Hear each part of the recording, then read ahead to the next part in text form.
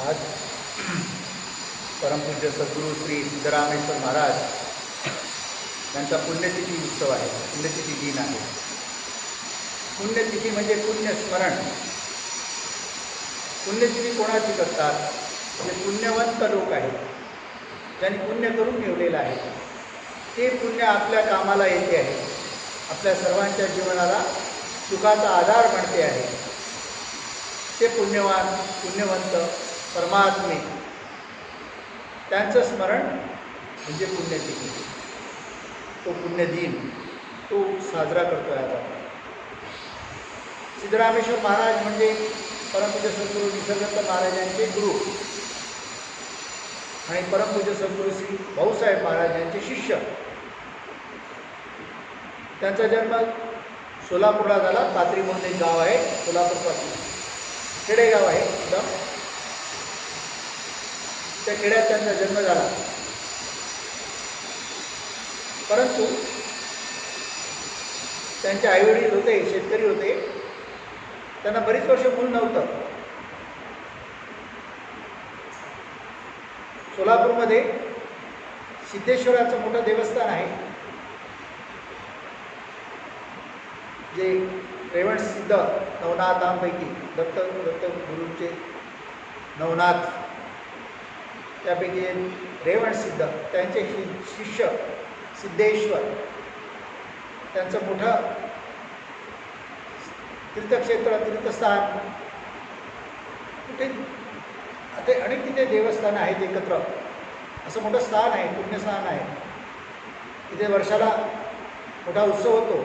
5 लाखाच्या वर लोक येतात. अशा सिद्धेश्वरांच्या मंदिरात त्यांचे आईवडील गेले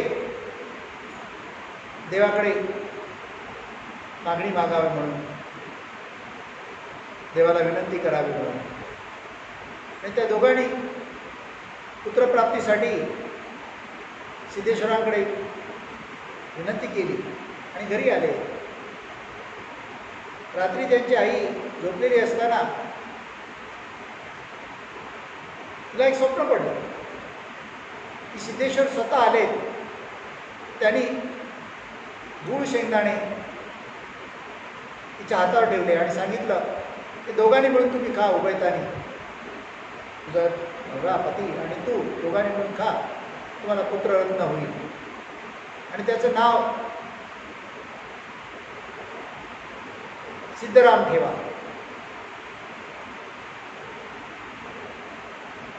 सकाळी ती जागी झाली माऊली. स्वप्न पाहिलं होतं रात्री. सकाळी जागी झाली ती माऊली, तर तिच्या हातात खरोखरच ते शेंगदाणे आणि गुळ होतं. प्रत्यक्ष भगवंताने येऊन दिलं आणि ते दोघांनी खाल्ल्यानंतर त्यांना सिद्धरामेश्वर महाराज सारखं रत्न जन्माला आला, महात्मा पोटी जन्माला आला. त्यांनी नाव ठेवताना थोडं गडबड केली, सिद्धप्पा नाव ठेवलं. पण प्रत्यक्ष परत स्वप्नात त्यांच्या येऊन त्यांनी सांगितलं, मी नाव सांगितलं तर सिद्धरामेश्वर, तुम्ही काय ठेवलं नाव? त्यांनी त्यांचं सिद्धरामेश्वर नाव ठेवलं. जेव्हा महाराजांना शाळेत घालायला निघाले तेव्हा महाराज म्हणतात, अरे मी तर शिकून आलेलो आहे, मला काय शाळेत घालतात? मी शिकून आलेलो आहे, मला शाळेची गरज नाही. ते फार शिकले नाही, 4थीपर्यंत शिकले. तर त्यावेळी 4थी शिक्षणसुद्धा महत्त्वाचं होतं. आणि वयाच्या 14व्या वर्षी त्यांना भाऊसाहेब महाराज भेटले, गुरु. त्यांच्याकडून त्यांनी गुरुमंत्र घेतला वयाच्या 14व्या वर्षी. आणि मग ते नोकरी करायला लागले. शाळेत असताना त्यांनी अनेक चमत्कार केले. तेव्हाच लोकांना वाटलं तर हे मूल सामान्य नाही, हा काहीतरी विशेष आहे. पण त्यांनी मुलीची नोकरी विजापूरला एका ठिकाणी धरली. आणि नोकरी करत असतानाच भाऊसाहेब महाराज तिकडेच मठ होता, तिकडेच भाऊसाहेब महाराज राहायचे. त्यांना अधूनमधून भेटायचे आपल्या गुरूंना. मग 16व्या वर्षी त्यांचं लग्न झालं. त्यांनी वयाच्या 26व्या वर्षापर्यंत प्रपंच केला, संसार केला. त्या काळात त्यांना 4 मुलं झाली.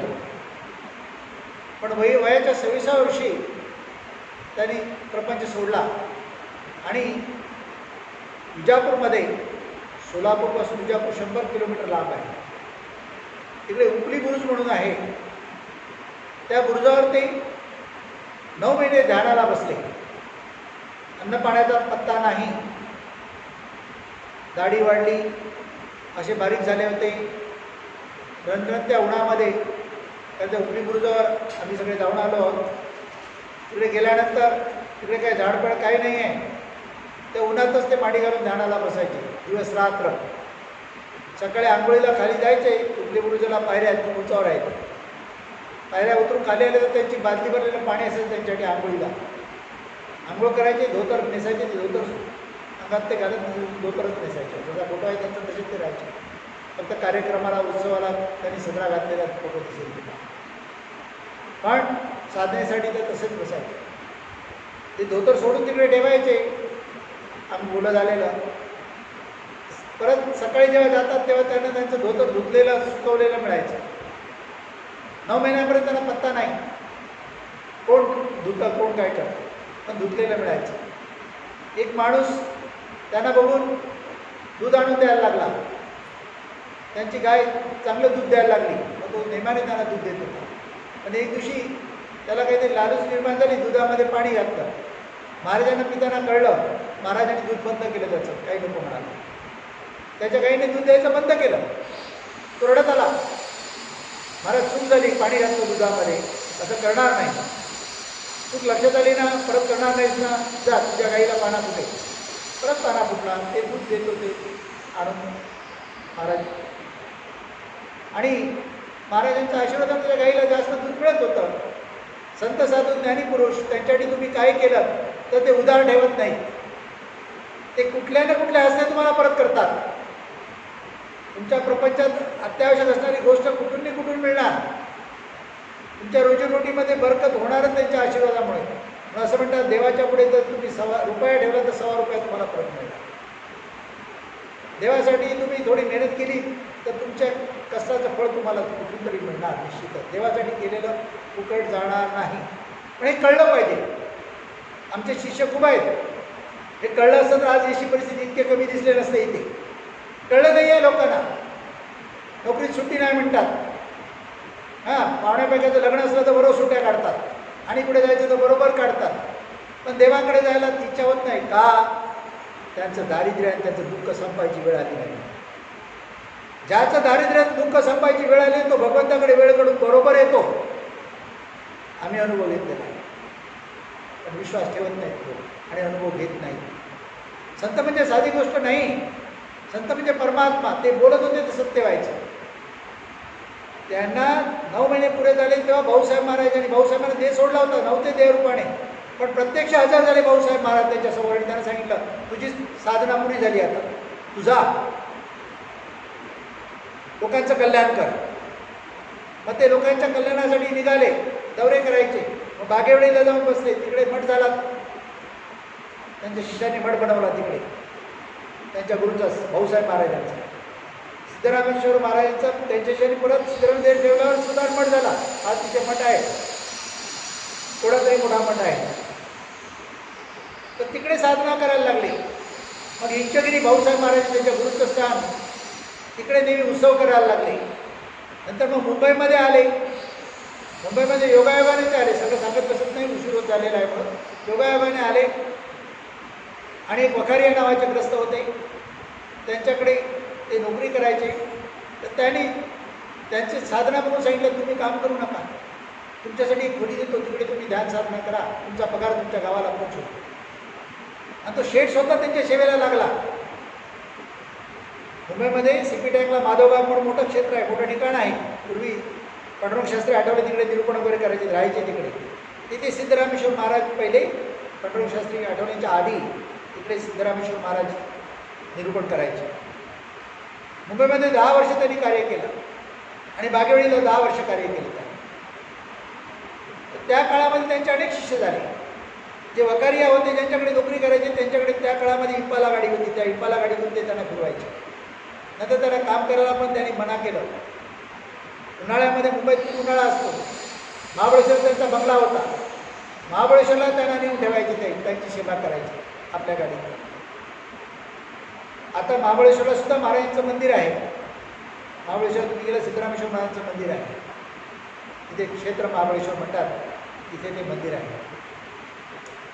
तर सिद्धरामेश्वर महाराजांनी साधना खूप केली. त्यांच्या साधनेमध्ये रूढी दाखवत होती, आशीर्वाद कोणाला दिला तर तो फळाला यायलाच पाहिजे. एका शिष्याने त्यांना आपल्या घरी बोलवलं, तर महाराज येणार म्हणजे लोक काही येणार, काही महाराजांना म्हणून विचारलं किती लोक असतील. महाराज म्हणाले 10-15 लोक असतील. आणि तिकडे महाराज येतात कळल्यावर लोक 40-45 लोक आले आणि 10-15 लोकांचा स्वयंपाक करून ठेवला होता. महाराज उशिरा पोचले आणि एवढे लोक बरोबर. तो बिचारा घाबरला. महाराजांना नमस्कार करून म्हणतो, महाराज थोडे आता वेळ लागेल कार्यक्रमाला. आता का रे बाबा, आपण म्हणाले 10-15 लोक येणार, आता इथे लोक आहेत जवळ 40-45, थोडं महाप्रसाद वाढवायला लागेल, जेवण वाढवायला लागेल. कुठे आहे तुझं जेवणाची खोली म्हणायचं, दाखव. तिकडे गेले, काय काय बनवलं दाखव. भांडं एक एक घेऊन दाखवलं. महाराज नुसतं प्रत्येक भांड्यावर असा हात ठेवला आणि सांगितलं वाढ. पूर्ण सगळ्यांना पूर्ण उरलं, सगळ्यांना पूर्ण उरलं. महाराज त्यांच्या घरी थोडी गरिबी होती. महाराज जेव्हा घरी यायचे गावाला तेव्हा लोक भरपूर यायचे. मग महाराज म्हणायचे चहा बनवून द्या. तर घरचे लोक किटकिट करायचे, इतक्या लोकांना चहा कुठून देणार म्हणून. तर महाराजांनी एकदा सांगितलं बायकोला 3 कप चहा बनव आणि किटली आणून इकडे ठेव. 3 कप चहा आणून किटली ठेवायची, ती माऊली. महाराज नुसते हात लावायचे, दिवसभर चहा पुरत होता लोकांना, दिवसभर पुरत. महाराजांचे शिष्य एवढे वाढले की एकदा त्यांच्या गावामध्ये त्यांनी महाप्रसाद ठेवला. महाराजांचे शिष्य ते वखारिया होते, मेन ते गुजराती होते. त्याच्यामुळे गुजराती लोक महाराजांचे खूप शिष्य होते. मुंबईचे व्यापारी लोक, मोठे मोठे श्रीमंत लोक. मग ते सगळे तिकडे यायचे. पाथरी खेडेगाव होतं, तिकडे यायचे. एक पुरणाची पोळी खास बेत केला जायचा आणि पुरणाच्या पोळीवर तुपाची धार घेऊन वाढायची लोकांना. मग पुरणाच्या पोळीचा बेत केला, वाढायला लागले. अचानक एक जण येऊन सांगतो, हळूच महाराज तूप संपलाय, लोक तूप मागताय. असं त्यांच्या गावाजवळ सीना नदी आहे. सीना नदी प्रसिद्ध आहे. तुम्ही कोणी महाभारत एक वाचलं असेल तर कौरव तिकडे उतरले होते. ती सीना नदी तिकडे आहे. राम पण त्या क्षेत्रामधून गेले होते. सीना नदीचं नाव खूप प्रसिद्ध आहे. तर एकाला सांगितलं हळूच घागर घे, जा सीना नदीमधून पाणी घे, नमस्कार कर नदीला आणि पाणी घेऊन माझ्याकडे पाणी घेऊन आले. महाराजांनी हात ठेवला, जा तूप आहे वाढ. तूप झालं त्याचं आणि तूप वाढलं लोकांना. त्यानंतर त्यांनी 300 रुपये काढून दिले, मोठी घागर होती, आणि सांगितलं जा गावातून बाजारातून तूप घेऊन ये. तूप आणलं विकत, दुसऱ्या दिवशी सीना नदीला परत देवा. ती सीना नदीमध्ये वाढलं. म्हणजे महाराजांनी काय ताकद होती, काय विचार होते. असे अनेक चमत्कार त्यांनी केले, अनेक चमत्कार. महाराजांनी साधना करताना स्वतःच्या तब्येतीकडे कधी लक्ष दिलं नाही. महाराज 1000 नमस्कार घालायचे, विश्वास कोण ठेवणार, जोर बैठका काढायचे, शरीर पिळदार होतं, पण स्वतःच्या तब्येतीकडे लक्ष दिलं नाही. आणि मग त्यांना मधुमेह झाला, डायबिटीस म्हणतात आता, मधुमेह झाला. तेव्हा औषध नव्हतं मधुमेहासाठी. ते महाराज खाण्या जेवणाकडे लक्ष ठेवत नव्हतं. बागेवडीला असताना त्याला इकडे केस तोडा झाला, काळपोळी म्हणतात तसा खाणेला झाला. खूप तो तयार झाला असा. महाराजांना वेदना होत असेल, महाराजांनी कधी तक्रार केली नाही. ताप अंगात भरलेला असायचा तरी महाराज आपले निरूपण करायचे, लोक आले आशीर्वाद द्यायचे. एका शिष्याने काय केलं, त्याला ओढण्यासाठी हेड त्याचं सेफ्टी झालं, काही महाराजांना खूप त्रास झाला. ते वखारेंना कळला. वखारे आले आणि महाराजांना घेऊन महाराज म्हणाले मला मुंबईला जायचं. तर वखारे म्हणाले मुंबईला गरमी आहे सध्या, हा महिना होता, आजचा दिवस, त्याच्या आधी 15 दिवस अगोदर ही परिस्थिती हकीकत सांगतो आहे. वखारे म्हणाले माझा बंगला आहे ना, आपण महाबळेश्वर करू, थंड हवा आहे तिकडे, तिकडे तुम्हाला बरं वाटेल. तिकडे घेऊन गेले त्या. पण महाराज एक दिवशी म्हणाले मला मुंबईला जायचं आहे, माझी तयारी करू द्या, मला मुंबईला जायचं आहे. वखारी यांनी मनात लक्ष नाही दिलं. म्हणाले एवढ्या गर्मीमध्ये कशाला मुंबईला जाऊ, महाराजांना इथेच जाऊ. रात्री महाराजांनी वखारीला बोलवलं, काय रे मला जायचं होतं मुंबईला, तू माझी तयारी नाही केलीस, माझी काही चेष्टा करतो काय, आत्ता मला जायचं आहे. तर त्यावेळी काय व्हायचं, महाबळेश्वरचा घाट आहे, तर ब्रिटिशांचं राज्य होतं, ते रस्ता बंद करायचे रात्रीच्या. आता रस्ता बंद आहे, आता जाता येणार. आणि पेट्रोल पण गाडीत नाही आहे. पेट्रोल तेव्हा रेशनसारखं मिळायचं. खास तहसीलदाराची चिठी घ्यायला लागायची.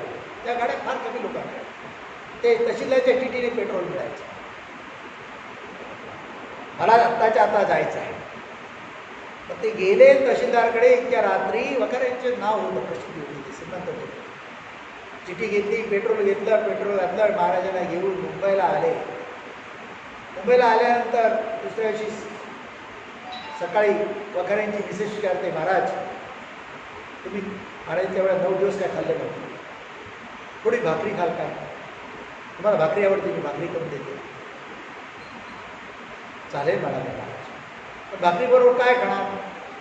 आंबा मिळाला तर बघ म्हणे. आता ह्या दिवसात आंबा मिळेल काय? आंबा मिळेल तर बघ म्हणे. आता गुरु म्हणाले ना, ती बाई सकाळी उठून तिथे कुठलं ते भुलेश्वरचं मार्केट आहे मोठं मुंबईमध्ये, तिकडे जवळ राहायचं. भुलेश्वरच्या मार्केटमध्ये गेली ती आणि खरोखर आंबे मिळाले. काय सद्गुरूची किमया असते. आंबे मिळाले, आंबा आणला. 9 दिवस न खाल्लेल्या महात्म्याने त्या माऊलीवर एवढं प्रेम होतं, तिने खूप सेवा केली होती. त्यांची मालकीन होती एका काळी त्यांची, पण त्याची सेवा केली होती तिने. त्याच्याकडे महाराज नोकरी करायची. तिने त्यांना भाकरी एक आणि ते आंबा वगैरे दिला. एक चतकोर भाकरी, एक चतकोर भाकरी. आणि संध्याकाळी 7:30 वाजता महाराजांनी, 7 वाजताच लोकांना वाटलं महाराजांनी देश होता. तेव्हा मुंबईत ब्लॅकआउट व्हायचं, ब्लॅकआउट विषयाचं कार्तिक होतं. सूर्यास्त झाला 6 वाजल्यानंतर तुम्ही 6-6:30 नंतर तुम्ही बाहेर पडायचं नाही. त्याच्या अगोदर काय काम करून घ्यायचं. आणि महाराजांनी ते ठेवलं. आता कोणाला सांगायला कसं जाणार, काय करणार? डॉक्टर बोलवायला जायचं तरी डॉक्टर कसा मिळणार? बंद झाले दवाखाने. तरी पण ते रणजित महाराज आहेत, ते त्यांचे शिष्य होते, त्यांचे मेवणे डॉक्टर होते. मग ते त्यांना आणायला ते गेले. त्यांना आणायला गेले तर त्यांच्यापेक्षा ते म्हणाले, मी येऊन काय करणार, मी साधा डॉक्टर आहे.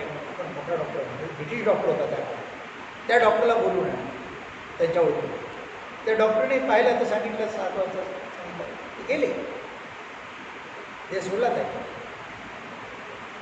त्या रणजित महाराजांची आई म्हातारी बाई होती. ते डॉक्टर गेल्यानंतर म्हणते, एक तूप आणा, तूप थोडं घट्ट तूप आणा. घट्ट तूप आणलं आणि महाराजांच्या मस्तकाला लावलं. तूप वितळलं तर महाराज गेले नाहीत अजून म्हणे. आणि डोक्यावर घातलेलं तूप वितळलं आणि महाराजांनी 7:30 वाजता परत डोळे उघडले. आणि त्यानंतर देश होता. म्हणजे महाराजांची तयारी काय होती. आणि मधल्या काळामध्ये मी सगळं सांगत बसत नाही तुम्हाला, पण त्यांनी अनेक चमत्कार केले. प्रत्यक्ष देव दाखव म्हणून सांगायचे, लोकांना अनुभव प्राप्त. प्रत्यक्ष परमात्मा स्वरूप होता, प्रत्यक्ष परमात्मा स्वरूप. त्यांनी घर सोडलं तेव्हा त्यांची बायको खूप नाराज झाली, खूप दुःखी झाली. शेती होती त्यांची खूप. आता शेती कोण करणार? तर ते निघून गेल्यानंतर महिन्या 15 दिवसांनी एक माणूस गावात आला आणि विचारतो, सिद्धप्पाचं घर कुठे आहे? ते एका माणसाने विचारलं, कशाला रे बाबा? नाही, मला सिद्धप्पाच्या शेतात काम करायला जायचं आहे.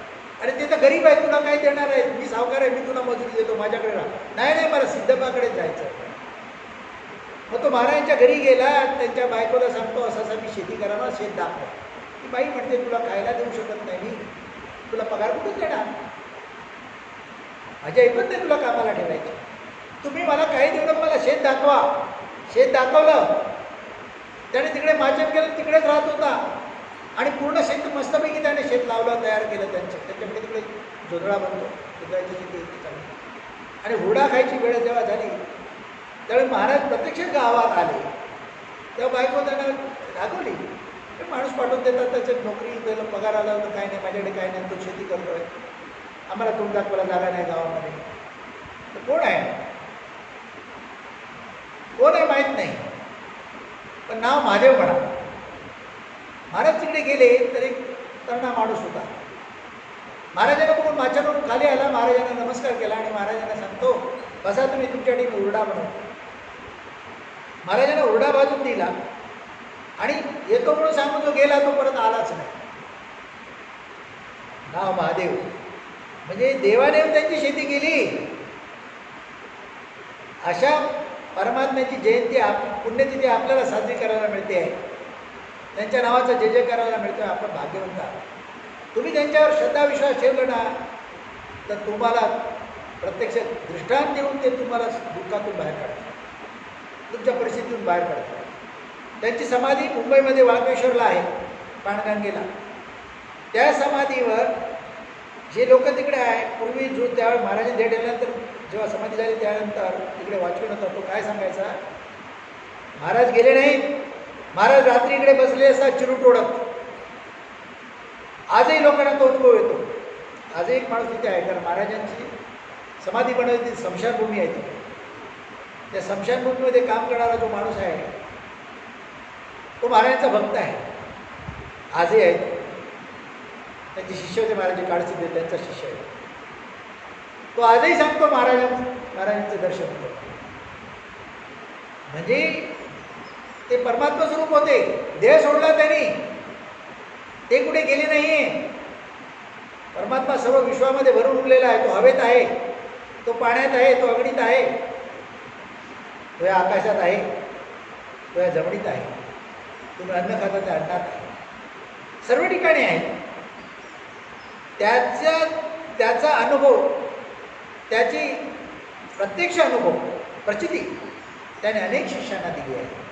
अशा संत पुरुषाची पुण्यतिथी आज आपण साजरी करतो आहोत. तुम्ही सगळे जमले आहेत, त्यांचा जय जयकार करतात. तुम्हाला पण आशीर्वाद त्यांचा मिळणार आणि तुमचं पण जीवन सुखाचं होईल. तुम्हाला कधीही वाटलं तरी ते मस्तक घेऊन ठेवा आणि अनुभव घ्या, कारण त्यांच्याशी से निसर्गदत्त महाराज आहे, त्यांची तेवढीच प्रसिद्धी होती आणि त्यांचीही समाधी आहे. ते सांगायचे, माझ्या नावाचा जय जयकार नाही केला तर माझ्या गुरुचं नाव आहे सिद्धरामेश्वर महाराज, त्यांना पहिला नमस्कार करा. आणि त्याप्रमाणे केलं की आम्हाला अनुभव येत असेल. तुम्ही तसं केला तर तुम्हाला अनुभव येईल. मी तुम्हाला सांगतो, लोकांना नेहमी सांगतो, तुम्हाला कधी दुःख काय असू दे तिथे येऊन बघा. मी हेही तुम्हाला सांगतो, तुम्ही वेळ काढून पुढे नातेवाईकडे जाता, मित्रांकडे जाता, नाक्यावर बसता, इकडे तिकडे जाता, पण वेळ काढून इथे यायला करा. इथे येऊन थोडा वेळ बसायला करा. इथे काय सेवा करा असं म्हटलं मी तुम्हाला वाटेल मी सेवेसाठी बोलवतो म्हणून सेवा करा असं म्हणत नाही. काही करू नका, आम्ही तुमची सेवा करू. चहा पाणी पण लागलं ते, तुम्हाला काय लागलं ते देऊ. या, दर्शन करा, भक्ती करा, बघा. तुमच्याकडे खूप धनसंपत्ती असेल, इथे बसलेल्या कधी सगळे गरीब नाही आहेत. काही गरीब असतील त्यांची परिस्थिती तर चांगली होईलच. म्हणजे श्रीमंत आहेत, जरी किती श्रीमंत असले तर सुखी नाही. जगात कोणी सुखी नाही.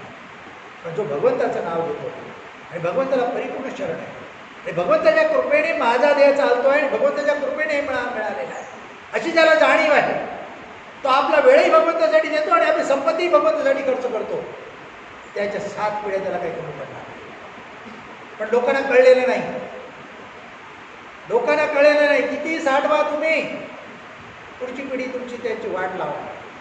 ह्या पिढीने नाही लावली, दुसऱ्या पिढीने लावणार. ज्याच्या घरामध्ये रोज आरती होते, भगवंताची पूजा होते, ज्याच्या मुखात भगवंताचं नाव आहे, त्याच्या 7 पिढ्या खाऊन सुद्धा शिल्लक राहत आहे. शास्त्रवचन आहे हे. आम्ही सांगतो लोकांना ते पटत नाही, ते करत नाहीत. ब्राह्मणाकडे हात दाखवायला जातात, ब्राह्मणाकडे पत्रिका करायला जातात, त्याला बोलून सत्यनारायण घालतात, त्याला बोलून हो हवन करत बसतात, त्याचे पाय चाटतात. जो तुमच्याकडून पैसे घेऊन जातो आणि फुकट जो द्यायला बसलाय त्याचं पण दर्शन पण करत नाही, त्याच्या दर्शनाला आपण जात नाही. खरा देव तुम्हाला कळलेला नाही. आम्ही डाव करून सांगतो आणि संतांनी सांगितलेलं आहे. तुम्ही तुकाराम महाराज काय म्हणाले बघा, ज्ञानेश्वर माऊली काय म्हणाले बघा, तेच संत होऊन गेले, देशाचे अवतारी पुरुष होऊन गेले. साईबाबा आहेत, स्वामी समर्थ आहेत, गजानन महाराज, त्यांनी काय सांगितलं त्या 8 आणि त्यांनी सांगितल्याप्रमाणे भक्ती करून बघा. या भक्तांच्या मागे लागू नका, या ब्राह्मणांच्या मागे लागू नका. काही तुम्हाला देणार नाही, तुमचे पैसे घेऊन जाणार. इथे काय लागत नाही, ते काय लागत नाही. अगदी जंगलातली रानावरती फुलं आणून तिथे ठेवली ना चालतात. आमच्या देवाला अमुक एक फुल चालत नाही असं नाही हो. कुठलंही फुल आणून व्हा तिथे तुमच्या परिस्थितीनुरूप. पण तुमची परिस्थिती चांगली असेल, कुठलंही व्हायलं तर मात्र तुमची तिजोरी खाली होऊ शकेल. हेही सांगतो. तुमच्या ऐपत्यात चांगला हार आणा, चांगली फुलं आणा. तिथे तडजोड करू नका, कंजूशी करू नका, बरकत नाही हो. देवाला व्हायचंय, मनसोक्त व्हायला. मी परवाच बोलता गोष्ट सांगितली होती ना की एक जोडपं होतं, गणपती आणला घरामध्ये, उधारीत आणला गणपती आणायला, दरवर्षी आणतो म्हणजे गणपती आणायला पाहिजे, गणपती आणला उधारीत आणला, पुजला. आपण बायकोला सांगतो नैवेद्याला काहीतरी, बायको म्हणते काही नाही घरात, काही नाही.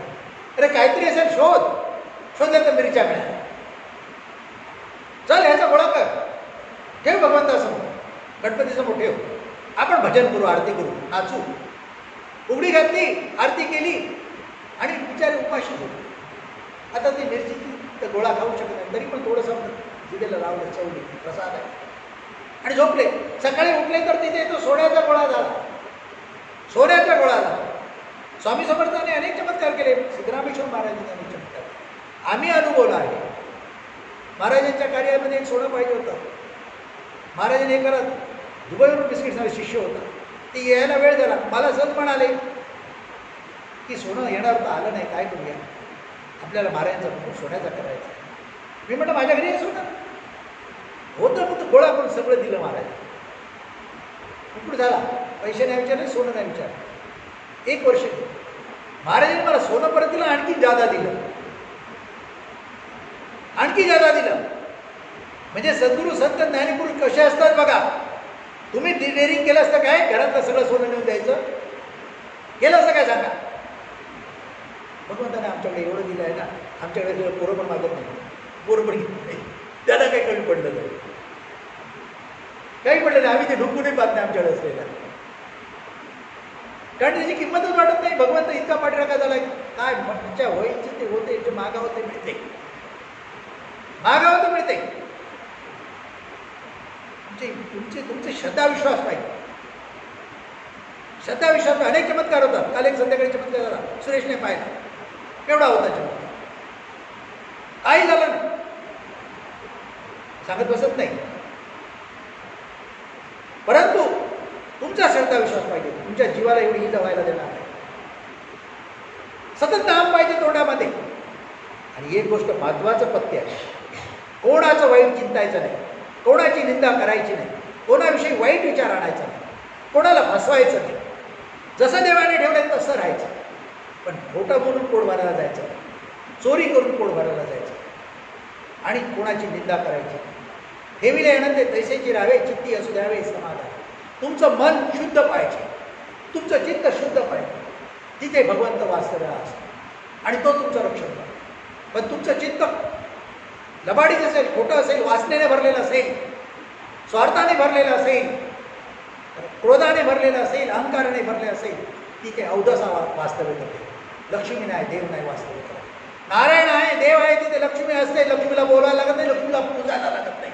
नारायणा पूजले की लक्ष्मीला पूजा पोहोचते. जिथे नारायण आहे तिथे लक्ष्मी आहे. बघा अनुभव घेऊन, लक्ष्मीची पूजा आपोआप होते. तर तुम्ही नारायणाला पूजता, लक्ष्मीला पूजायला जाता. लक्ष्मी नारायणाच्या मागे जाऊ, ती तुमच्याकडे राहणार नाही पूजा केली, ती मुळात चंचल आहे. जिथे नारायण आहे तिथे ती असते. म्हणून परमात्मा आहे, भगवंत आहे, संत दाखवतात, त्याला पूजा, त्याला भजा, त्याला काही नको आहे, त्याला फक्त नामस्मरण पाहिजे. तुम्ही शुद्ध पाहिजे, तुमचं मन शुद्ध पाहिजे, एवढंच पाहिजे त्याला. आणि सतत तुमचं नामस्मरण. हार तुरे पण नकोत, ऐपत आहे म्हणून करायचं आहे, प्रेम दाखवायला करायचं आहे, कृपा प्राप्त करायची, आपली ऐपत करायचं आहे. नाहीतर शुद्ध मनाने जर त्याला हाक मारली तो तुमच्यासाठी धावून येतो. हे संतांनी शास्त्रामध्ये टाळो करून सांगितलं आहे. तरी बिझनेस धंदे करणारे तुम्हाला सांगतात अमकं कर, तमकं कर, ही शांती कर, ती शांती कर, हा होम कर, ते कर, आणि तुम्ही ते करता. तुम्ही ते करता. ते काळसेश्वर महाराज सांगायचे, त्यांचे लाखो शिष्य होते. ते म्हणायचे मी टाळो करून तुम्हाला ज्ञान सांगतो आहे, पण तुमचं लक्ष नाही आहे. तुमच्यासारखं घड्याळात बघताय, जेवायला उशीर झाला आहे, नाही तर माझ्या घराकडचं काम राहिलं आहे, इकडे तुमचं लक्ष आहे. आणि एवढं ज्ञान सांगितल्यानंतर बाहेर गेल्यानंतर पोपटवाला बसलेला असतो ज्योतिष सांगणार, तिकडे जाऊन ज्योतिष विचारता. त्याने कार्ड काढून दिलं, त्याच्यात त्याने विधी सांगितलं, त्याच्यासाठी 1000 रुपये खर्च करता. आणि इथे आले तर तुम्ही एक हार आणणार नाही 5 रुपयाचा, आणि तिथे मात्र 1000 रुपये खर्च करता. त्या पोपटवाल्याने तुम्हाला भिकेला लावलं, हा तुम्हाला श्रीमंती देणार, हे तुम्हाला कळत नाही. म्हणून ते ज्ञान संत सांगतात, ते ज्ञान जाणून घ्या. असं ज्ञान आहे सिद्धरामेश्वर महाराजांनी सांगितलं. त्याच्यासाठी आपलं जीवन त्यांनी व्यतीत केलं, प्रपंचाचा त्याग केला आणि सारं आयुष्य लोकांना ज्ञान सांगत बसले. त्यांनी 20 वर्ष ज्ञान सांगितलं, 20च वर्ष ज्ञान सांगितलं आणि 26 वर्ष त्यांनी घरात होते, प्रपंचात होते. 46 वर्षाच्या आयुष्यामध्ये त्यांनी देह सोडला. मग सांगितलं ते काळपूर झाले आणि त्यांनी देह सोडला, निमित्त झालं. पण जसं ज्ञानेश्वर माऊलीने आपला अवतार कार्य लवकर संपवलं तसं त्यांनी अवतार कार्य आपलं लवकर संपवलं. पण आज महाराष्ट्रात त्यांची 100 मंदिर, 100 शेकडो मंदिर असतील. महाराष्ट्रात शेकडोच्या वर मंदिर आहेत. आज त्यांचे 12 शिष्य गुरुपदावर गेले, त्यांचे शिष्य लाखो शिष्य आहेत. आज जे सुशिक्षित लोक आहेत, निर्गुण निराकार परमात्म्याचा अभ्यास करत आहेत, ते परदेशामध्ये अगणित आहेत. त्यांना सिद्धरामेश्वर महाराज माहीत आहे. पण भटाच्या मागे लागणाऱ्यांना सिद्धरामेश्वर महाराज माहीत नाही, भक्ताच्या मागे लागणारे सिद्धरामेश्वर महाराज. सिद्धरामेश्वर महाराजांना ज्याने माहीत करून घेतलं आणि त्याने शिकवल्याप्रमाणे भक्ती केली, त्याला काहीही कमी पडणार नाही. तो कधी उपाशी राहणार नाही, कधी उपाशी राहणार. तो जिथे कष्ट करेल त्या कष्टातच त्याचं पोट भरेल. त्याला हवा करायची पण गरज लागणार. त्याला सगळं काही मिळेल, सहज मिळेल. पण म्हणून सांगतो, तुमच्या घरी 2 वेळा आरती झाली तर तुमच्या तोंडात भगवंताचं नाव असतं आणि तुमच्या आचार विचार शुद्ध करतो.